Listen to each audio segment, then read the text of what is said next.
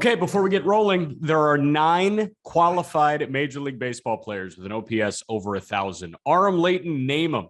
Oh, geez. I was not ready for that. Well, got to be Ty France. Ty France is 4th. He's got a 1,095 OPS. Jazz Chisholm.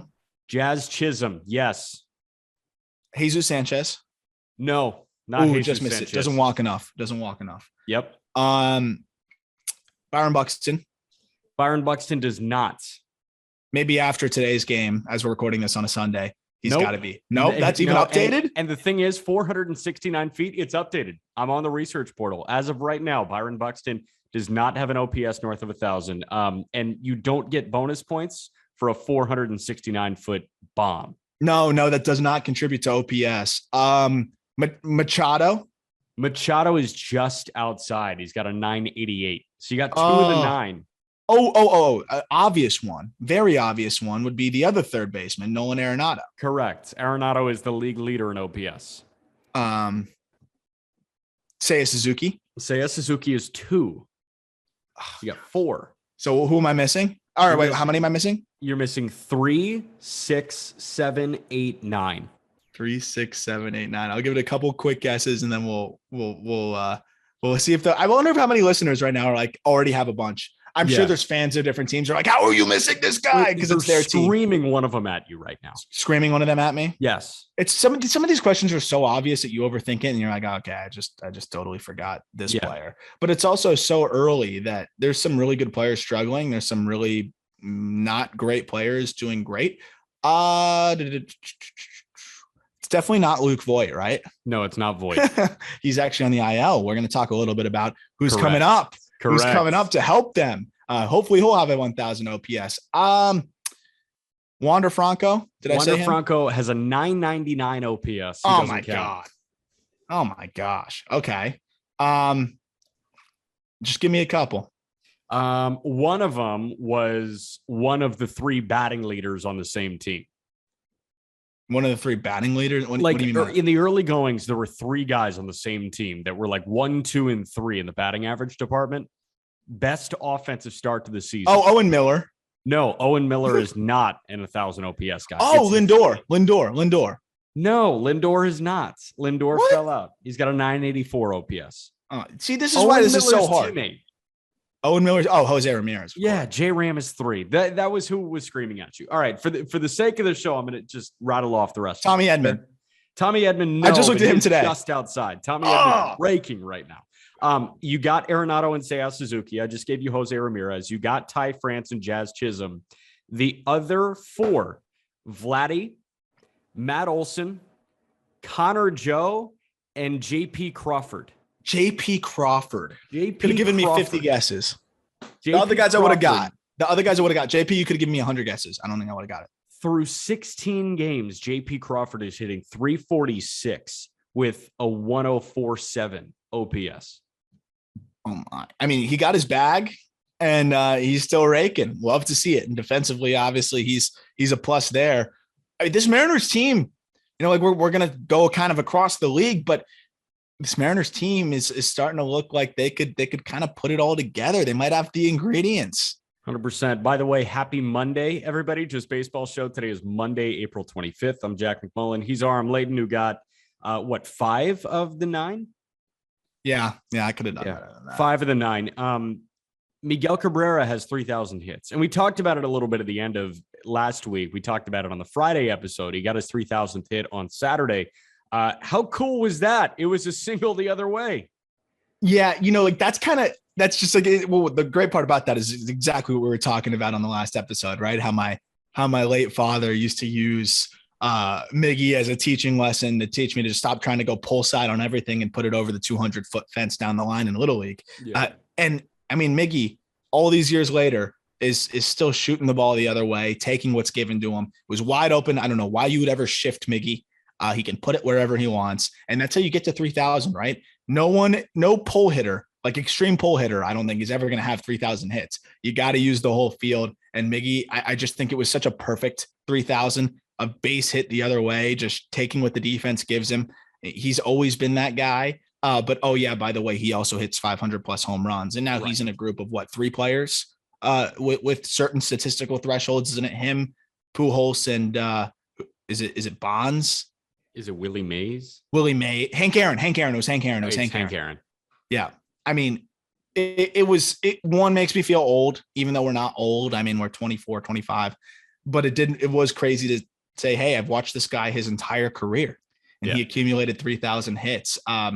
Heartbreaking that, he's going to go into the Hall of Fame with the Detroit Tigers hat on, given that I grew up watching him as a Florida Marlin, but you know what? I'm just happy this guy's going in the Hall of Fame. You see the post-game speech where, he's talking about the fans at the ballpark and how they gave him a good ball game and hopefully they'll come back, and hopefully they will come back because the Tigers they might not compete this year. I've made that clear that I don't feel like they're going to compete this year, but you know what? They're fun to watch and there's a lot of really fun young players and a guy that's on his way to the Hall of Fame.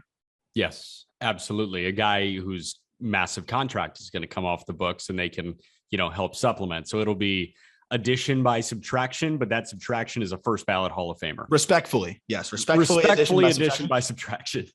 319 so far this year, though. Now, how about that? Miggy's all the way back. Better than Pujols. 377 on base, 362 slugging. Yeah, way better than Albert. Yeah. Albert's kind of right there, too. Is he? Yeah. Albert's kind of raking, too, and he's got 2 homers. We're going to bounce around the league, but before we do that, young talent is on display in minor league baseball. And again, it will shift your attention over to the call-up this week. We're going to be rolling through the top 100 prospects. That entire list with detailed write-ups is up and out on justbaseball.com, but you can hear Aram and I go through that list 20 at a time on the call-up. So you should do that. But a lot of these top 100 guys are having exceptional starts to the year. You just mentioned that you got some young talent coming through for Detroit. In Indy, I just watched Oneil Cruz hit a 430-foot walk-off bomb for his first homer of the year that left the bat at like 112. I also saw Roansy Contreras throw. He just got optioned right back down after being a bullpen guy. I think they want to stretch him out. He went 3 1/3. He threw, I want to say 60 pitches. The fastball and the breaking ball and how they complement each other is electric. There were some that read 93, 94, and the pop of the glove made me think that's the heaviest 94 I've ever seen. So that's exactly right. So it's funny because when I did the Contreras write-up, and unfortunately he graduates from our list because one of the funny little things that we have in terms of parameters is I just think if you've been up and down several times, I just don't want to rank you anymore. Yeah. And so we talked about that. And I know that was something that even though he doesn't hit the 50 inning threshold, he's been up and down now on multiple occasions. He would have been in the 35 to 40 range in our top 100. Yeah. High spin fastball that you talk about speed, but then there's plate speed. His fastball is just sustains velo. It cuts through the air. It's high spin. It is a harder mid 90s than you'll see. And he touches 98 on frequent occasions when he's feeling good. I'm sure he was more trying to pace himself. I don't know what the weather was like today in Indy. It was beautiful. It was beautiful. I think he's a guy that's trying to pace himself, stretch himself out a little bit more because he was high effort earlier on. But dude, the stuff is crazy. And the Pirates, you can see the pieces coming together here, and you've got a lot of future pieces for the Pirates in front of you in Omaha right now, which is pretty cool. Yeah, it's really cool. And Indy, Omaha's Kansas City, man. Oh, Indy. My fault. No, man, you got the Sunday scaries just like me. There we go. I do have the Sunday scaries. Yeah, big time. But you have a 9 p.m. dinner. What are you doing eating at 9 p.m.? That's so European of you. I know. And it's really, and I didn't go abroad. I didn't do that. So I don't have that culture. It didn't change you? Best burger in the city. Didn't change your life? No, I didn't get to change my life, unfortunately. That's why I'm a bland, boring dude. Yeah. But no, me too. That's why we podcast about baseball. Correct. And that's why we couldn't go abroad. Yes. Right. Is we had to broadcast and go to broadcast school or journalism school. Yeah. But Al Cheval, best burger in New York and Chicago, I think. And that's could only get a 9 p.m. res on a Sunday. So I figured I don't want to watch the end of the Heat game anyways. I'm sure Trae Young's going to rip my heart out somehow. So why don't I just eat a really tasty burger instead? Yeah, Bulls Bucks was pretty easy for me today. About midway through the third quarter, I could opt out of that game. Correct. So correct. That was exciting. Speaking of opting out, Ben Simmons, but this is a baseball podcast again. Younger guys as well. We've got some call-ups coming We saw Yandy Diaz go to the IL. Vidal Brujan just got called back up to Tampa from Durham. But the big one, Voit to the IL with a bicep issue, Campusano to the show. Campusano is hitting, I want to say 360 in El Paso. And we know that the Pacific Coast League is a hitter's league. It is one that, the ball flies like it's in zero gravity, but Campusano, he was still hitting 360. What do you think of Campusano? How is he going to factor into the lineup on a day-by-day basis? It's funny because, I have no idea what their plan is, but I was just on the Locked On Padres podcast with our friend Javi Reyes, who does a great job over there. And he was kind of asking me some similar questions. And the way I look at it is this, and I know I've always been really hard on Jorge Alfaro, and this is not to continue to push the Alfaro narrative, but look, Alfaro gives you power and a lot of strikeouts. To me, Campusano right now, worst case, is giving you that. But I actually believe in Campusano as a all-around catcher, and also as a guy that can hit enough. The power is undeniable. He's already shown us 114, 115 mile per hour exit velos, which would be in the top 3% in the game at the highest level. But what I really like is I actually believe in the bat to ball, and I believe in the approach overall. He's never going to be a guy that's going to have a strikeout rate in the teens, but I think he can keep it well under 30. And I think the quality of contact is going to be great. And what I've seen from him in the early going this year is a much more simple approach, a much quieter setup, a much more repeatable setup. And we're seeing that continue to show itself in consistent numbers. He was called up too quickly to the major leagues when the Padres were in a pinch. And I think that they were doing that with Marcano. Tucupita Marcano made his way up when and he's in Double-A now. Yeah. There's no point. There was no rhyme or reason to what the Padres were doing with Weathers, with Patino, with Marcano, and with Campusano. And they're doing it with Abrams now. Yes. Abrams, I love him, shouldn't be up there right now. He's looked great with the glove, but the bat's not there yet. Campusano's ready now. He went back to AAA last year, put up a phenomenal season over, 300-400 plate appearances, and he's been great out of the gate here. I think he could get some DH run. And maybe don't worry about the catching so much, Luis. Get in the DH role, run into some baseballs. He could give them 20-plus home runs if he gets enough ABs. I really think that this guy has a lot of offensive upside, and he's only 23. Don't let a bad debut when he wasn't ready affect or impact the long-term outlook that you should have on him, because I think he could be a legitimately impact bat. And we also got to remember that he's not filling the roster spot of a catcher. He's filling the roster spot of a first baseman DH. Correct. So how often is he going to be used behind the plate? Yeah, that's the question. Alfaro's a guy that is not great back there. I don't know if he's been better this year. I'll be honest, I haven't watched, but knowing through the last several years, tabs on Jorge Alfaro? No, I think once he was gone, that was it. I turned the page after having to cover him for a while with the Marlins when I was hosting Locked On Marlins. I think Campusano could give you a better glove back there, but you know what? Now you have a third catcher, which it was always great. If every team could, they would carry three catchers. Yes. They would love to. But the focus is now he can focus more on the offensive side of things. And you know what? He's not going to be worse than Luke Voigt's been. I can tell you that right now for sure. Even if he struggles, he won't be worse than Luke Voigt's been. So I think he'll be a nice little injection into that lineup. I really do. Yeah. You want to go through each of the divisions and just kind of handpick the headlines? 100%, because it's one of my favorite things to do. And also, I'm curious. I want feedback from the listeners too, if they like the way we do this, because I know the headlines are fun for you and I feel like we get into some really good conversations, fly around the league and talk about the most relevant things. But right now I don't have access to my Twitter. So I got locked out of it, but feel free to DM us and, let us know what you like, what you don't like. And, we're always looking to adjust the way we do things, but I really do like the headlines, and let's get into them. Yeah. And if you want to get in touch with Aram via Twitter, DM me and I will text Aram your DM and I'll say, this guy really wanted to talk to you, but he opted to talk to me instead. Yes, because I locked myself out of my Twitter. Yeah. How did that happen? I deleted the app because it was laggy and being weird. And then I re-downloaded it and it signed me out. And then I went on my laptop and clicked sign out. I don't know why. I was because I thought I had the password saved and it wasn't saved. It's a long story. I'm trying to recover it. It's a problem. I hope Twitter helps me. You couldn't do a forgot your password thing? I did, but it was like there's multiple numbers are used, multiple phone numbers with this account, blah blah blah. It didn't work. Trust me, I've tried everything. Did you tell him to kick rocks? Gross. They told me to kick rocks. Oh, gross. But you have a blue check. They should bow down to you. Hopefully. I'm hoping that'll help me. Is the blue check. 100%. The two teams in the American League with 10 plus wins are both in the AL East. The Yankees and the Blue Jays are both 10-6. The Blue Jays and the Astros just finished up a 3-game set from heaven. Give me all of Blue Jays Astros.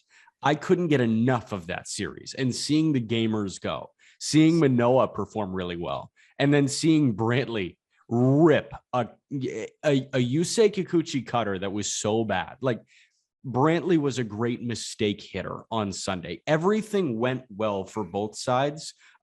Houston took the series finale, but that was a great series. And then the Yankees, clean sweep with the Guardians. These two teams are firing on all cylinders right now. Absolutely. And just starting with, what I've seen from the Astros, right? Like we were talking about Jeremy Pena from the get-go. And that was someone that I had been emphasizing on here early in the offseason as the guy that I really thought could handle shortstop and, be the heir apparent to Carlos Correa. And I'll say this, he has exceeded every single expectation I had. It's not even close so far. I know it's early, but it doesn't really matter. I'm not a guy that likes to jump on confirmation bias, small sample size type thing. But Jeremy Pena has showed us everything I think we need to know. I think he's going to have some ups and downs. Maybe the league adjusts to him and his offensive, production may be a bit more sporadic. But you know what won't be sporadic? The glove. And the glove has been phenomenal. Also, now we're seeing the power start to tick in a little bit. We're seeing him walk. He's not striking out that much. He's one of the leaders in baseball in WAR. Jeremy Pena is a superstar, or at least an all-star in the making, and I think potential superstar for this team. And I can't emphasize enough how much he helps them because, that was the big question with the Astros. Everything else was fine. They got that Verlander guy back. The pitching continues to get better as it's a lot of guys that are, maturing. Luis Garcia is young. Valdez is young. They're getting better and better before our eyes. With tons of control. There is so much team control in that pitching staff right now. Would it be crazy to say the Astros are the team to beat in the AL? Yes, because I think Toronto is still better. That's fair. And I think this series, that was going to be my other thing. My other question is, this series very well could be a preview of the ALCS. I think it is. And we look at the Jays, right? So what do the Jays kind of have that maybe sets them apart from the Astros ever so slightly? Offensive numbers, depth offensively, 1 through 9. They are so exciting. I think that's fair. And honestly, on the pitching side, I love what the Astros have going on, but I might have a little bit more confidence in just the 5-man rotation that the Blue Jays are wielding out there. I just don't think that there's a lot of weakness. Was it Thursday or Friday that Gausman just dealt? I think it was Thursday that Gausman dealt against the Red Sox at Fenway. And people were worried about a regression, right? Like so far, 18 2/3 innings, he hasn't walked a single batter and he's striking out 30% of batters. There we go.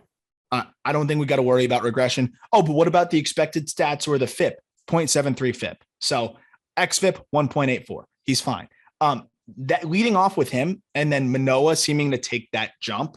We talked about Framber Valdez looking like one of the best quote unquote like twos or developing into one of the better twos in the game. Alek Manoah's right there for me.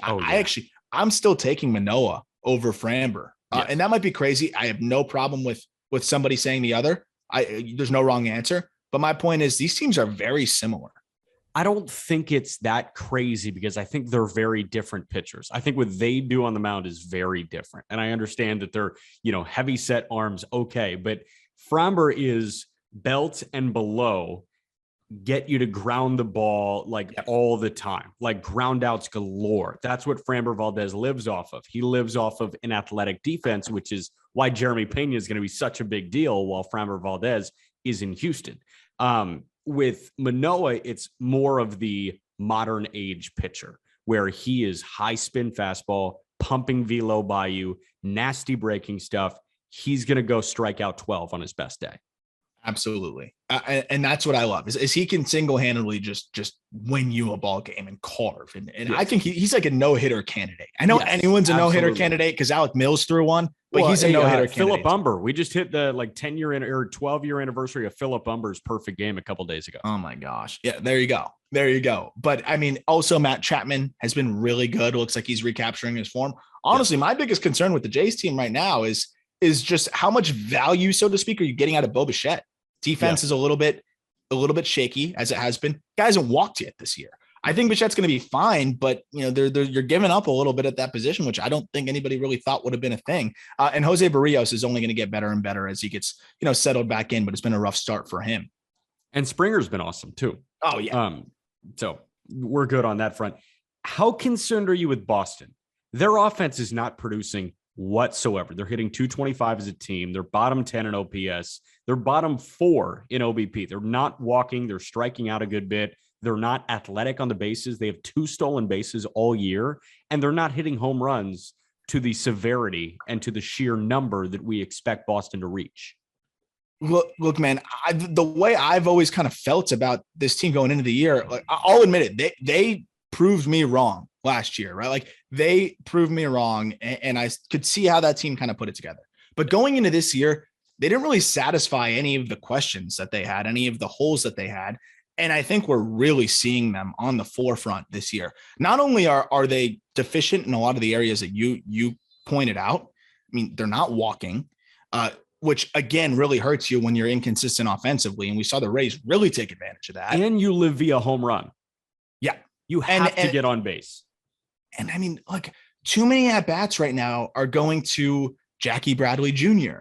And, some of these guys that just are not going to hit, like they're proven not going to hit. And then Trevor Story has not looked great. Yeah. He's been giving you some good defense up the middle, at second base for the most part, but I don't love it. There's a lot of questions, and it's not like they're the best defensive team in the world, especially on the infield. Story helps a little bit, but there's a lot of questions, and we haven't even gotten to pitching yet.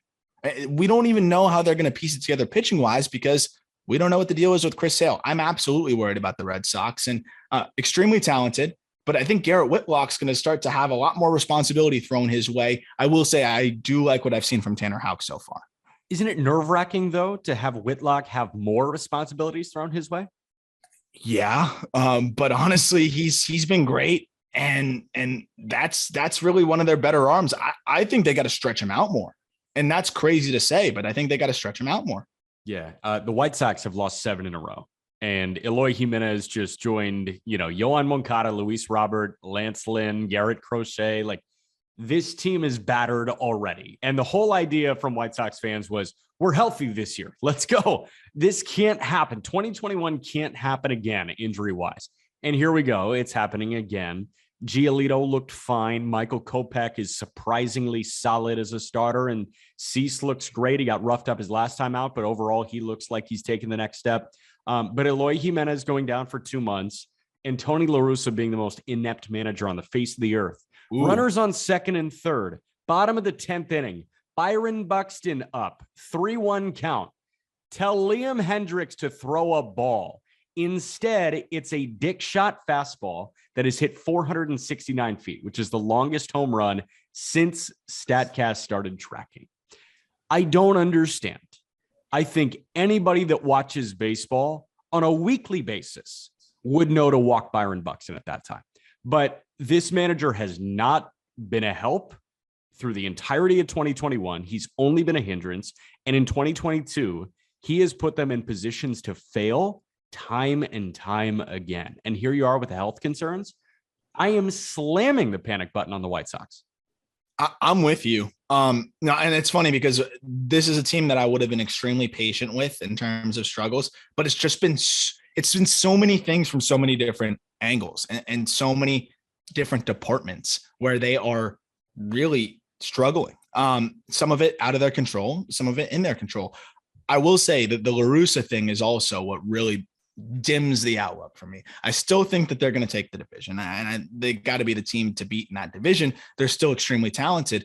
But what I've said all along is if things aren't going well, a lot of other teams have the fallback of, okay, we can go make a trade. The Yankees can go make a trade. anytime they want. Their farm system's great. The Dodgers can go make a trade if they need to. But you look at what the White Sox have farm system wise. What do they have? They can't. They can't make a trade. On the positive side, Michael Kopick, I was really inspired by that last outing by him. Yeah. I think he's really turning into a pitcher. He was a thrower. Now he looks like more of a pitcher. He's operating more in the mid-90s. That's more than enough velo with the shape of his fastball. And he has been really good at just being a complete pitcher and his feel for his secondaries. But when we talk about the managing, we talk about the pitching. I mean, you cannot be starting Vince Velasquez every fifth day. It just cannot be happening. You're basically you're starting the game 4-zip when you are starting some of these guys that they're rolling out there on a daily basis. It's just a disaster for me. And until they figure out how to build out some depth without having to give up major assets because they don't have them, I don't see how you can survive with Dallas Keuchel, Jimmy Lambert, and Vince Velasquez. How many times we have to talk about these guys, but they're almost an automatic loss. Can you play the world's smallest violin for me for a moment? Because I had to sit through on Saturday, Dylan Bundy versus Vince Velasquez. Yeah. I know you have had to do that in recent years with Marlins taking on a bad team, but like Dylan Bundy and Vince Velasquez in late April of 2022, what are we doing? That's not an MLB matchup. That's a AAA matchup. Yeah. And I mean, again, like this is a really good team that's just giving away games. I saw it with the Marlins last year, not a good team, but good rotation that was decimated by injury. And that was supposed to be the strength. And then now 3 out of 5 days or 2 out of 5 days, you're wheeling out guys that are non-competitive. Yeah. And no matter how good your mainstays are, Cease, Kopick, and Giolito, let's say they even get it going and they're dominant, those 3 guys. If you're not winning those 3 games every single time, you're in big trouble because the other starts are going to be tough to try to win those games. And the odds are stacked against you. And I think we're seeing it big time. The offense, I still think will be fine, even with the inconsistency, but do you trust Tony La Russa to be able to manage this staff? Because this is where you really need to maximize and squeeze every bit out of your staff that you can. And I just don't know if he can do that. So there's going to need to be some moves made for the White Sox, and I don't necessarily know how they can make them. And even then, if you do make moves, Rick Hahn's going to make them. If they are available, Rick Hahn is one of the brightest minds in baseball's front offices. He will make them. My question is, he gives Tony La Russa all the right tools, and yet he still plays Adam Hazley all the time. Mm-hmm. That's the problem. It was Nick Williams last year. We saw it last year with Nick Williams. This guy played all the time. There was no reason for Nick Williams to play all the time.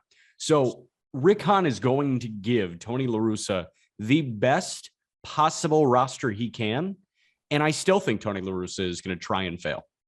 And it's funny. I think the real way to do it at this point is to take on a bad contract. And it's going to have to, now you're going to have to go, if you're Rick Hahn, you got to go talk to ownership and say, hey, you okay going over the luxury tax? Or you okay getting close to that? I don't know exactly where the White Sox are at. Jerry Reinsdorf's going to say no. He's going to say no. But that's the only way, right? Like go out and maybe get a Will Myers, and that doesn't really move the needle. But I'm just saying, like, go out and get somebody that is an undesirable contract, but can help you, and you don't have to give up an asset. Like, that's the only way I can really see them getting better. I'm definitely concerned about the White Sox, but I still think they'll be good enough. But again, last year they were good enough to make the playoffs, and then we saw what happened in the playoffs. I think it could be more of the same, except it's been a bit more of a disaster in the early going this year. Yeah, Buxton's on fire right now. The Twins have a half-game lead over the Guardians.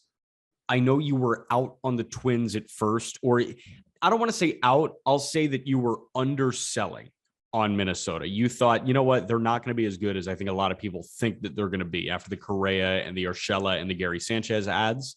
Are you getting closer to being in on Minnesota? Is this the team? If the White Sox aren't going to win the division and this year goes to shit, is it Minnesota that's going to win? Look, I was always, I always felt excited about the future of Minnesota, right? Like, I think they're definitely heading in the right direction. Cantorino also looks like a nut job winning throws. Oh, he's nasty. He's nasty. Matt Cantorino is nasty. What I will say is what has really improved my outlook on the Twins is the pitching. Bailey Ober. No, I'm kidding. Starting with Joe Ryan. Joe Ryan has looked really good. Joe Ryan has looked really, really good. And I think we said that from the get-go, huge X factor. Chris Archer has looked usable. Like the White Sox could use Chris Archer. Right. Those are the kind of moves they need to make. While Velasquez and Keuchel are not usable, Chris Archer is usable. I know you talked about Dylan Bundy. He's been phenomenal through the first 3 starts. He's actually been arguably their most valuable starter. In 15 and a third innings, he's almost walked nobody. I think he's walked 2 batters, and he's striking out 21% of guys. 0.59 ERA. He's been great. But, that's not a great rotation, but it's good enough. And if their offense can kick it in gear a little bit, they're in really good shape. But the problem is, can Byron Buxton stay healthy? And that's the big question. And look, we had a little bit of a scare, not as bad as we thought. And now he's back and he's hitting home runs again. The big reason why I'm a little bit more optimistic is the pitching is better than we thought, or at least better than it was initially perceived to be. And Carlos Correa is going to get going. It's a matter of when, not if. And when Correa gets going and Buxton's healthy, this is a very explosive offense. Yeah, we already talked about Houston in that Houston-Toronto matchup. The AL West is going to be a doozy with the 3 at the top. Houston is currently 2 games back of the division leader, Seattle, and then a game back of Seattle is LA. So Seattle's 9-6. The Angels are 8-7. Let's start with the Mariners and then go to the Angels. The Mariners, you mentioned, are as exciting an offense as we have in baseball right now because Ty France is one of the best hitters in the game at the moment. JP Crawford out of nowhere is hitting 350 with an OPS north of 1,000. And you've got the young bats. Kelnick's still kind of struggling, although it's getting a little bit better. And then J-Rod. Yeah, and J-Rod's getting better too, a little bit. And it's been kind of wild to see how he's been getting hosed on a lot of calls. At first, I thought it was kind of just fans being, fans. But the more I look at it, I'm like, this guy's getting hosed on some tough calls. But, you look at the team, especially also what they're getting out of Adam Frazier. Adam Frazier looks like he's starting to feel it a little bit again and start to swing it for them. He's been swinging it a bit better. It's a balanced offense from top to bottom. And I think that's what really stands out to me is, you don't know who's going to step up any given day. You got the Ty Francis of the world that are really swinging it, but you've got a bunch of different other guys that can help you. And then you look at the rotation. It's a fun rotation. Robbie Ray is not looking like he's going to repeat on the Cy Young, but Correct. He's good. Logan Gilbert has made a leap. He looks great, dude. He has made a leap. Matt Brash is going to continue to get better and is good in the early going. He's got to work on the command, but he'll continue to get better in that regard. And, they've got a bunch of other pitching prospects that could come up and help them this year. And the bullpen, man, I can't emphasize enough. Andres Munoz is probably the best setup man in the game. Yeah. He's just insane. Diego Castillo, Andres Munoz, and Drew Steckenrider at the back end of your bullpen is as good as it gets. And they've got so much offensive depth. And oh, by the way, they've got Kyle Lewis coming back at some point.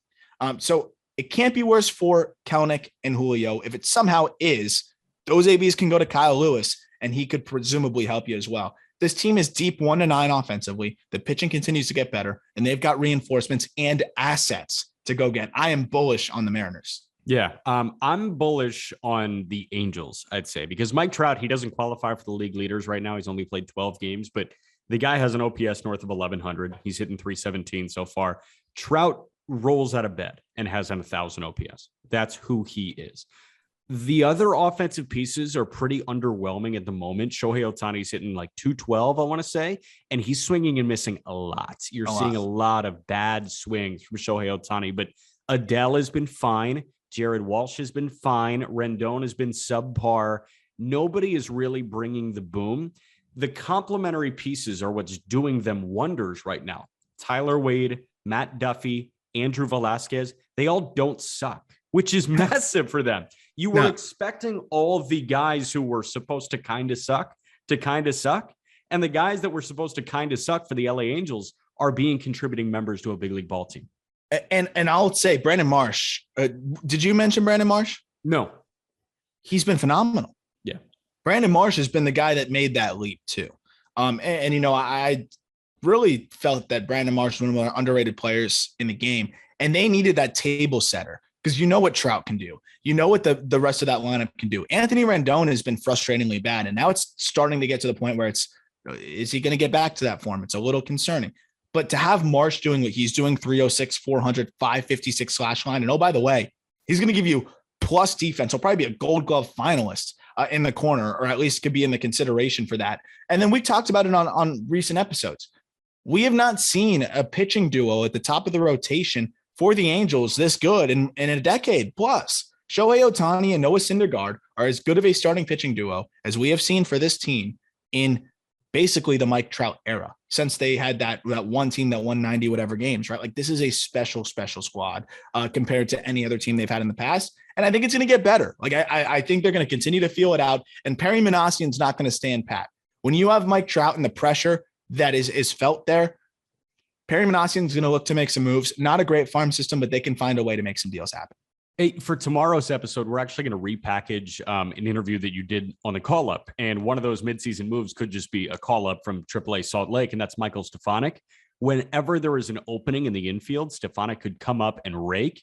He's one of the best hitters in minor league baseball right now. You just had him on the call-up last week, and we are going to give you that interview on the Just Baseball show tomorrow, because it's probably the best prospect interview you will ever hear, because this guy's story is unheard of.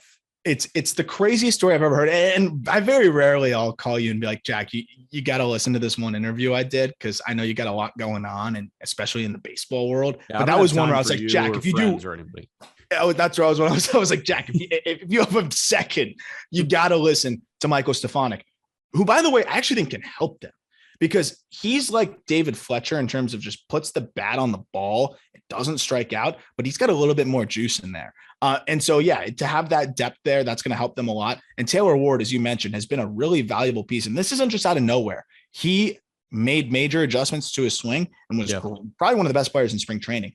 The Angels are much more balanced than they have been in a long time. And I'm very excited to see what general manager Perry Minasian does to kind of get this team across and push them over the line. So right now, I think they're towing the line of being one of those teams. And I think, obviously a healthy Mike Trout will help them get across that, but also a move or two could help them with that too. Hey, I always have time to listen to my friend Aram's work. And just something quick on that, deciding to work like 3-4 jobs at a time, and, talking to my girlfriend that lives in Milwaukee and I'm in Indy, I just decided to kind of punt social life, and I'm super happy about it, because I kind of love just having time to myself on like a Tuesday night at 10 p.m. or a Friday at 10 p.m. I come home, I go to bed, I wake up, I do the same thing on Saturday.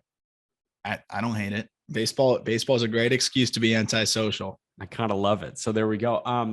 I want to stick on the mound for just one quick second, because you mentioned Syndergaard and Ohtani. Ohtani has not had, sprinting out of the gate start to the 2022 season, but Syndergaard has, and Syndergaard is doing it in an unorthodox way for him, because when you see Thor, you expect 100-mile-an-hour fastballs, you expect a ton of strikeouts, and if there's going to be a weakness, he's not going to throw strikes.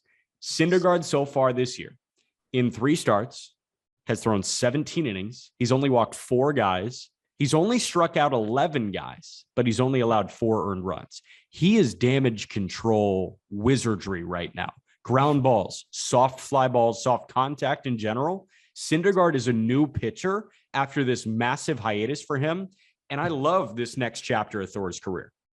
And it's sustainable, right? It's like, instead of just, again, when we talk about Kopick and being a pitcher versus a thrower, Syndergaard's now more of that pitcher. One, it's going to help elongate his career. And 2, it's just it's a safer, more well-rounded approach to just being consistent on the mound. But don't be mistaken. Like when Syndergaard needs to reach back, he can still do that. When he needs to put a little bit more and get those swings and misses, he can still do that. And also on the Ohtani point, surface level, not great, but I really like what I've seen from him on the bump too, phasing out some of the pitches that were not as good for him. The cutter.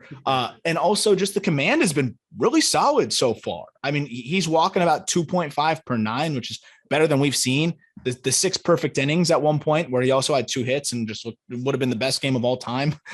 He looks good on the mound, and I think he's going to continue to be better for them. The big X factor for the Angels has got to be Reed Detmers, and we'll see how he does. He doesn't look strong right now. I'll actually counter that and say I think the biggest X factor is Michael Lorenzen, and I think Lorenzen looks really strong right now. That would be nice if Lorenzen, because that was one I listened back on one of our episodes, and I was talking about how I like the Lorenzen signing and how I was hoping that could be the X factor for them. He's been a bit Jekyll and Hyde. You see flashes, you're like, ooh, and then you see some flashes, you're like, oh no. But I think he can put it together. And again, that's a guy that will be a Swiss Army knife for them and could be very valuable. And his stuff looks lively. The NL East is fascinating right now. The Mets at 11-5. We just did 45 minutes with Ryan Finkelstein last week on the Mets, and not much has changed since then. So you can go back and listen to that whole episode if you want Mets. But Miami's at 7-8. Atlanta is 7-10. Phillies 6-9. Those are two teams that are massively underperforming right now. What's the deal with Atlanta? No, I think it's just a little bit of a World Series hangover, right? I mean, World Series hangover, plus you lost your captain and your face of the franchise. Yeah, but Matt Olson's a top 10 hitter in baseball right now. Correct. I don't see it as much as a on the field thing, really. I don't see the team having any major issues. That might just be wrong on my end. I mean, they're a little bit offensively inconsistent, but the pitching's been fine overall. Again, they've had some blow up outings. I think the bullpen hasn't been this force that we were expecting it to be, but I think it will settle into it. Ian Anderson's struggles, I think, has really hurt them in the early going. But other than that, it's just really guys like Huascar Ynoa, Charlie Morton, Ian Anderson, not being the guys that they're capable of being in the early going. And that's why you lose 3-4 games because of those guys having blow up starts out of the gate. And it looks a lot worse than it really is. But to me, I think they look fine. Olson has been phenomenal, as you mentioned. The rest of the offense looks pretty good overall. It's just been inconsistency from the rotation, but I'm not worried about it because all of those aforementioned players are going to be just fine. And you know who looks phenomenal? Who I actually, by the time people are listening to this, there's a whole piece of me breaking down what he has put together on the mound and what he has changed. Kyle Wright is a bona fide starter and a bona fide legit starter. I'm sold already. 3 starts, I'm sold because I've watched every pitch now. I've broken down the changes he's made to his arsenal, the changes he's made to his stuff and his pitch usage, all the way in on what Kyle Wright is doing. And this isn't some no-name guy. This is a former 5th overall pick out of Vanderbilt, top 100 prospect that finally figured it all out at 26.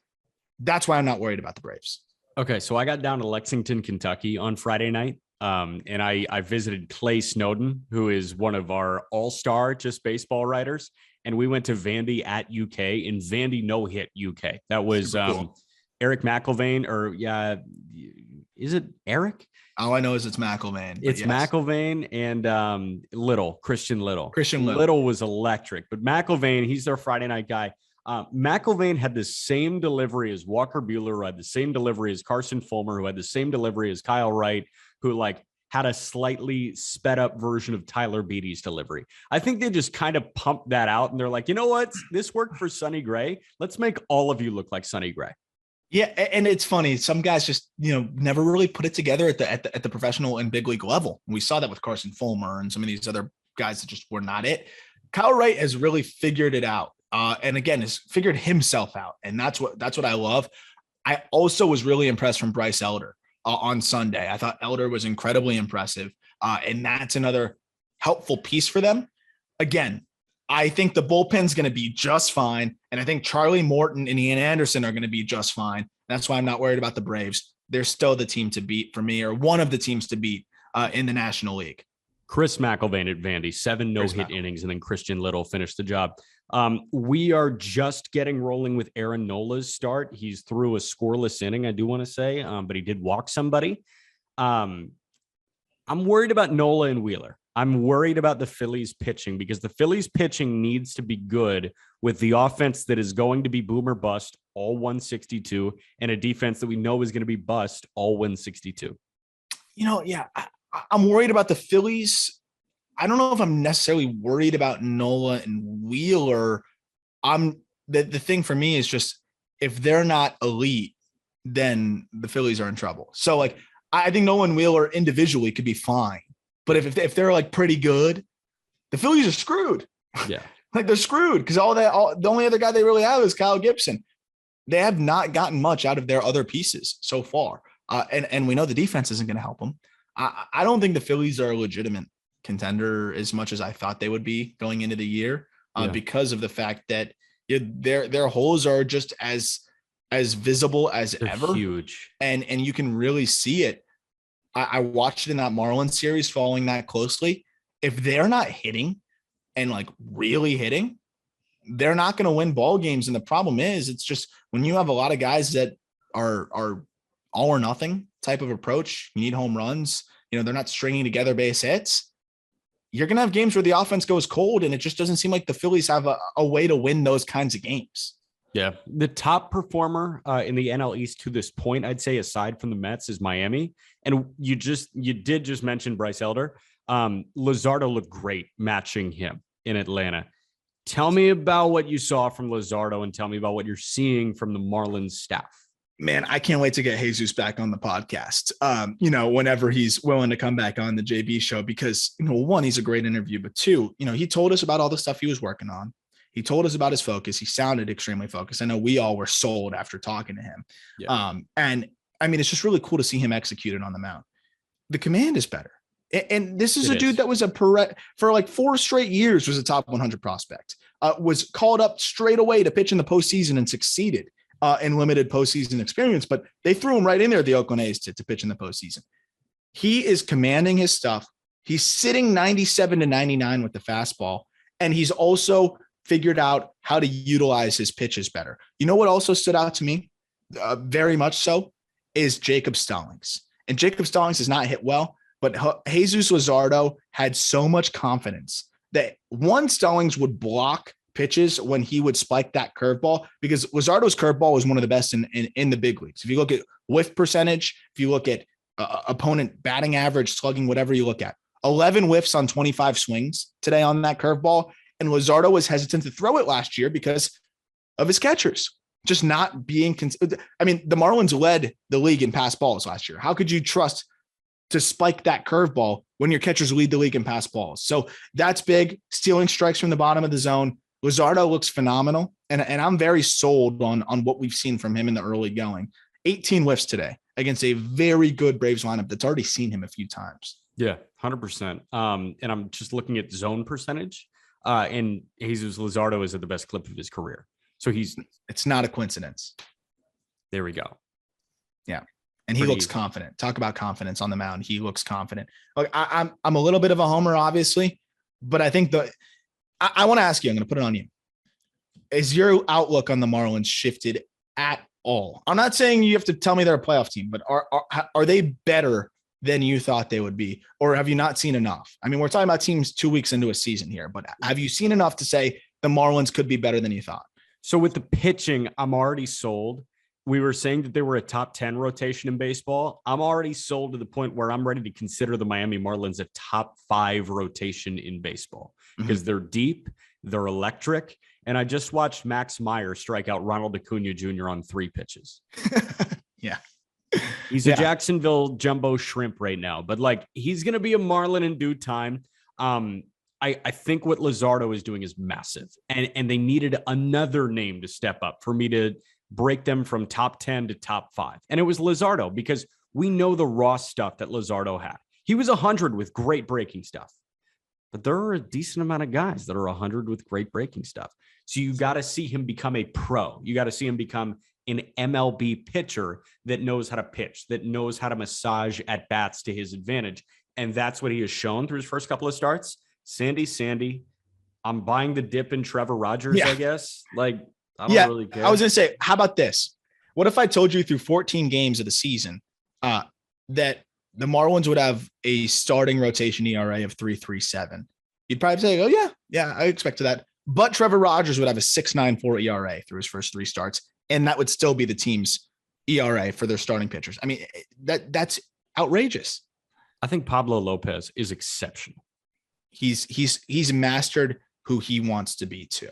Right? There's a guy that's never going to wipe you away with a breaking ball. It's fastball, changeup, and a breaking ball that he'll mix in as the third pitch. But he's mastered who he wants to be and really the fastball command. And he has been arguably as good as anybody in baseball. Him and Kyle Wright have been as good as anybody in baseball.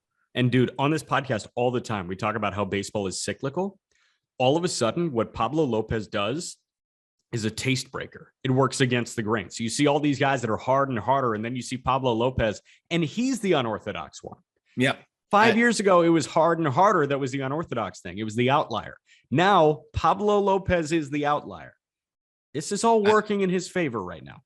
I love it. And I mean, as long as he's healthy, he's got to be one of the best quote unquote number threes in baseball. It's not necessarily close, I think. Yeah. NL Central, Brewers are 9-6. They're a half game back of the Cardinals. The Cardinals bats are crazy good right now. You mentioned Tommy Edman. Nolan Arenado is on fire at the moment. The Cardinals, it's the offense, and you still have pitching concerns, but the pitching has been fine so far, and the bullpen has been really good so far. With Milwaukee, they had a really bad start, starting pitching wise. They're getting better now, and it feels like the water's evening out for them at the moment. And Yelich hit a grand slam. Okay, Yelich has been underwhelming. If one of them was going to bounce back, I would have put my mortgage on Christian Yelich, but it turns out to be Cody Bellinger. So, oh well. But Milwaukee and their ability to fight through a rough start to the year has been pretty impressive. And here's the thing. They're kind of built to do that, right? I mean, I'm still concerned about the offense. I'm going to be concerned about a team that has an 84 WRC plus and has a 209, 288, 340 slash line. I'm going to be concerned about that kind of team. But like you said, to do that out of the gate and weather the storm and be 9-6, and not to mention, not only weather the storm with that kind of offensive start, with Brandon Woodruff losing you games through the first two starts and now looked really good in that third start. And now is settling in. Corbin Burns looks like he's settling back in. The bullpen is always going to be good. This team will find a way to win ball games. I still think they need to go out and get a bat. And I'm very interested to see how they go about that. But I mean, to be 9-6, given how things started for them, I think it's a testament to how when you have a bullpen like they do, you have a rotation like they do, there's just always going to hang around, even when things aren't going great. They will always be able to weather the storm. But we're not talking about the Brewers weathering the storm. They've done enough of that. We're talking about the Brewers trying to win, a pennant. And how can they do that? They need more offense if they're going to do it. And I think it's clear now that Christian Yelich may not be able to totally recapture the MVP Yelich form. We can give you I say not even close. I'm hoping a 120 WRC plus. And I think we got to start thinking about DHing Yelich and maybe going that route and seeing how that does, for him and whether that helps him, because they need to start experimenting a little bit. But at the end of the day, Rowdy Tellez cannot be your best offensive piece. It just can't be that way. God, no. The Cubs. So the starting pitching, that was, the thing that you circled and you said, this is going to suck and they're going to lose a ton of games because of the starting pitching. Kyle Hendricks has been actually pretty solid. He's got a 4 ERA right now through 4 starts. He struck out 19 guys in 20 and a third innings of work. I'm stunned by that, but you know what? I digress. Justin Steele looked strong at first, and then he had a couple of bad starts. Drew Smiley's been good through 3 starts. Marcus Stroman looks terrible. He's got a 9 ERA. He doesn't look good at all. There is one guy that jumps out, hasn't made a start yet. He's a long reliever. Keegan Thompson. What do you think of this guy right now? If you've seen him at all, because Keegan Thompson is, he looks actually very good. I mean, Keegan Thompson, I never would have expected this. No, never in a million years. But like Keegan Thompson came out of nowhere, and now he looks like he could be a very solid starting pitcher option for them. But he's been extremely respectable through his minor league career, if I remember correctly. And also a guy that, again, wasn't a nobody. I'm pretty sure was drafted relatively early. But another one of those guys that after years and years of pitching in the minors and up and down in the majors, what did he make his day? He made his debut in 2021. Yeah. Just kind of figuring out how he can be the best version of himself. And I think Keegan Thompson's kind of figured that out. I don't think he should be stretched out as a starter. I think if it ain't broke, don't fix it. Kind of keep using him in that role where you can stretch him out for a couple innings in relief. Maybe use him as an opener. I'm more worried because he doesn't have that true plus pitch. He's more pitchability guy that you get through the lineup a couple times. They might start teeing off, but still a huge, huge addition, or I guess just piece for them to be able to be doing what he is doing. And then also just the bullpen pieces have been way better than I think anybody thought. You look at Rowan Wick. Givens. Yeah, Michael Givens, Rowan Wick, David Robertson. All of these guys have been pretty decent, but Stroman's going to be fine. I'm not worried about Stroman. I really am not. And look, the rotation's not as disastrous as I thought it would be out of the gate, but I'm going to need to see them go through that rotation about 4 times before I'm sold on that. I'm sorry. They still got to get Wade Miley back, baby. They're so good. Yeah. Real quick, let's go lightning round, like fact or fluke on some of their hitters, because a lot of their hitters are having really strong starts to the year. Seiya Suzuki is not going to hit 354 with a 1200 OPS, but do you think he is a fact or a fluke? He's a fact. I mean, like he's just built to play baseball. He knows his approach is so advanced. Again, like he already figured it out in Japan, and it translates over here. Yeah, through 15 games, Ian Happ is hitting 333 with a 900 OPS. Is that a fact or is that a fluke? Nah, I'm gonna say fluke on that. Me one. too. I'm gonna say fluke on that one. Again, remember they've played the Pirates quite a bit, and the stats are going to be padded a little bit by that 21 zip victory. Correct. Nico Horner through 15 games is hitting 327, and he provides great defense everywhere he is. I genuinely think that Nico Horner is a good baseball player. And I think when Andrelton Simmons gets healthy, I don't think it matters. I think Simmons should be the third middle infielder. I think Nico Horner should be your starting shortstop. Exactly. So I'm going to say cautious facts, right? Like he's not going to do this. He's not going to be a 133 WRC plus guy. I think it's going to be a 110 to 115. If he really is continuing to be the offensive piece he can be, the guy that crushes lefties. I think they're going to put him in situations for success.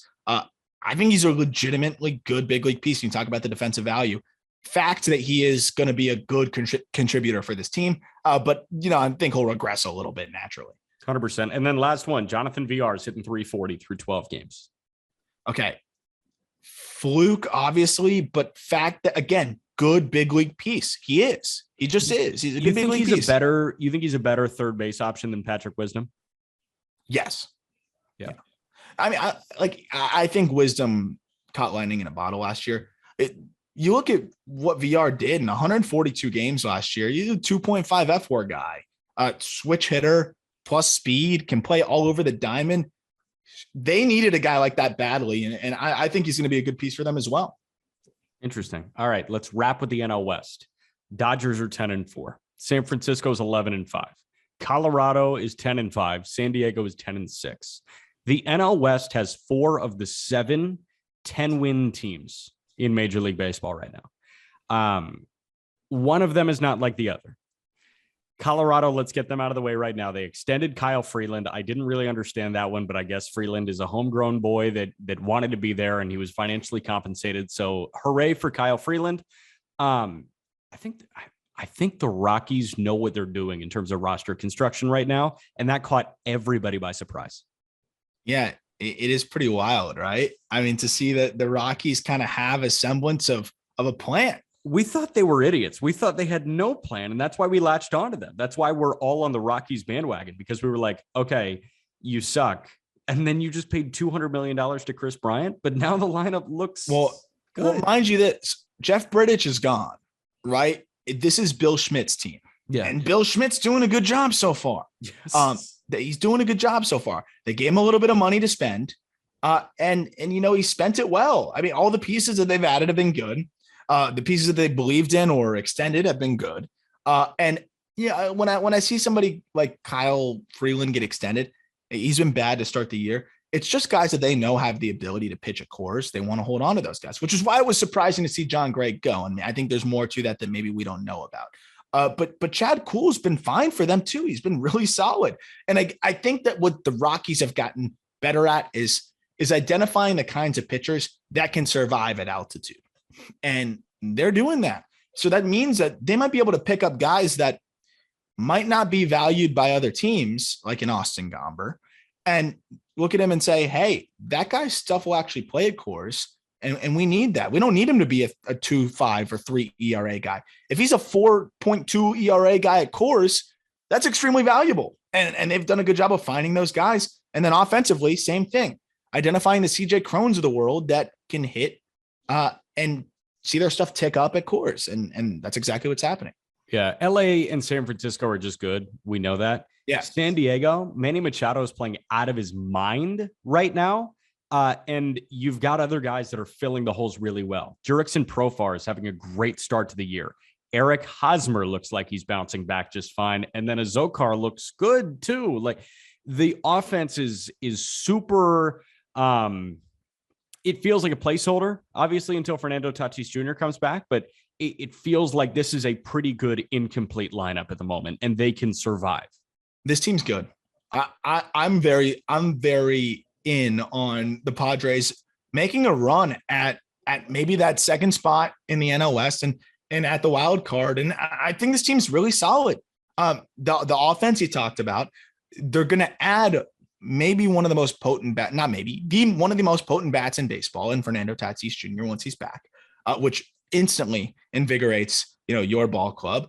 The rotation is good, and I think it's going to continue to get better. Mackenzie Gore being able to help them is great news. Yeah, dude. I'm all the way in on the Padres. I'm not saying that means that they're going to beat out the two other teams you mentioned, but I think they're going to give them a legitimate run for their money. And I really like the way this team is built. I think this is the best version of the Padres we've seen in a little while.